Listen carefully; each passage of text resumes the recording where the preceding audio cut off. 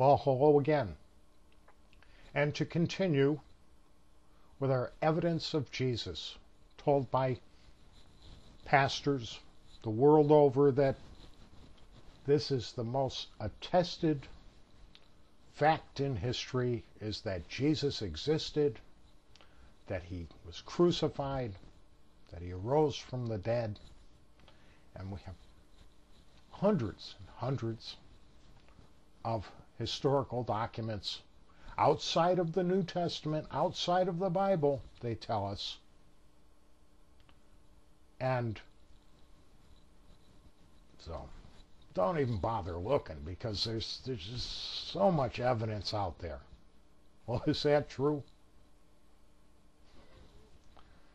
I'd like to start with a letter I found a copy of in I'm reading from Robert Taylor's Diegesis, page 407 if you have a copy, and if not, it's quite an expensive reprint. The Emperor Adrian in 134 CE, writing to his brother Suetonius, Egypt, which you commended to me, my dearest Suetonius, I have found to be wholly fickle and inconsistent, and continually wafted about by every breath of fame. The worshippers of Serapis are Christians, and those are devoted to the god Serapis, who I find call themselves the bishops of Christ. There is no ruler of a Jewish synagogue, no Samaritan, no presbyter of the Christians, who is not either an astrologer or a soothsayer or a minister of obscene pleasures. The very patriarch himself should come to Egypt, would be required by some to worship Serapis, and by others to worship Christ. They have, however, but one God, and it is the same whom the Christians, the Jews, and the Gentiles alike adore.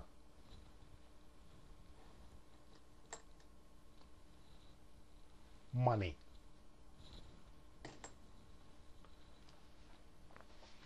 So I thought it would be important to point that out to you. Not only were followers of this supposed Jesus Christ known as Christians, but the followers of Serapis were called Christians. The followers of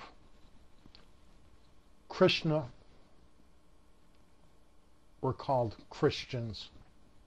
Followers of Apollo, followers of Bacchus,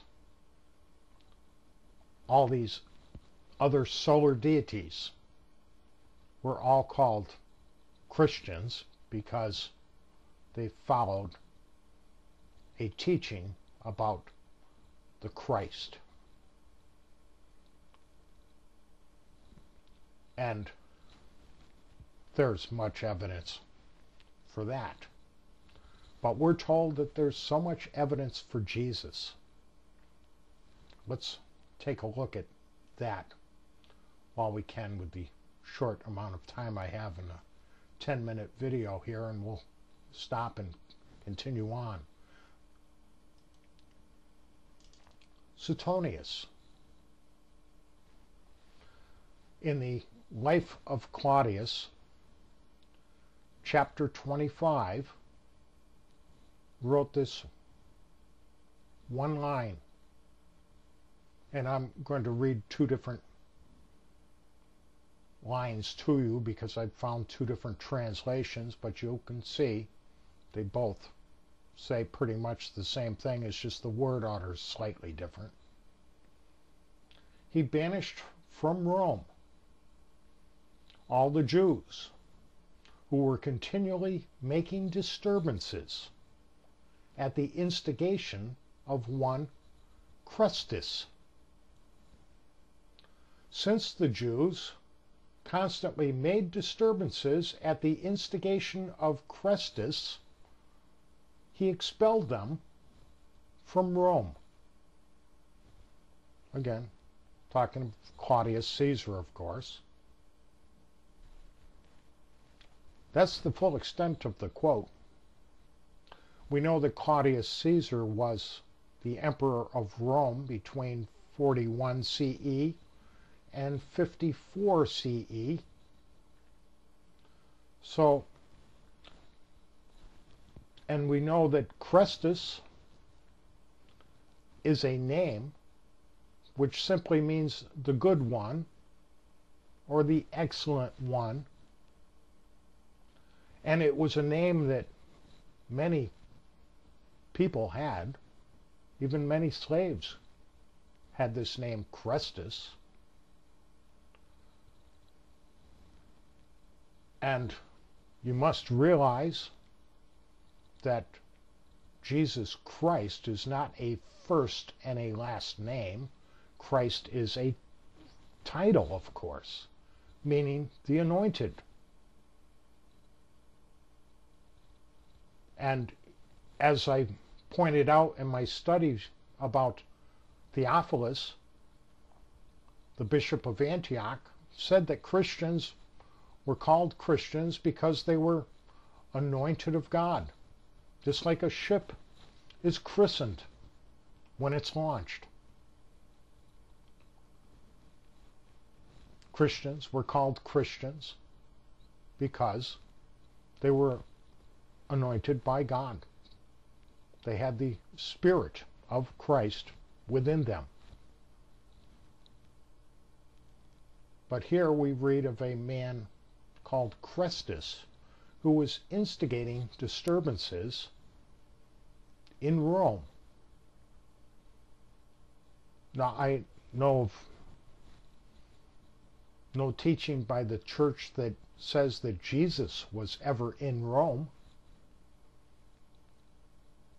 And best I can find out, most commentators on this passage seem to arrive at the date of this expulsion in the year 49 CE. But really doesn't matter. We know Claudius, like I say, reigned from 41 to 54. And somewhere in that period of time, he banished the Jews, these followers of Chrestus, because he was a troublemaker, out of the city of Rome.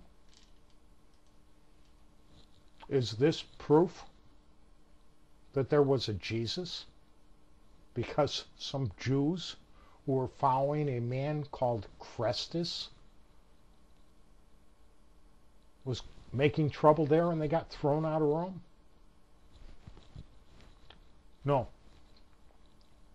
So that's one historical reference that the church, believe it or not, holds this up as proof that there was a Jesus Christ. There are troublemakers in our time. That doesn't prove that there was a Jesus. There were troublemakers ages before Jesus was supposed to have been on this earth. There's no proof that the existence of Jesus or God or anything else. Most attested fact in history. Let's continue it with part 4.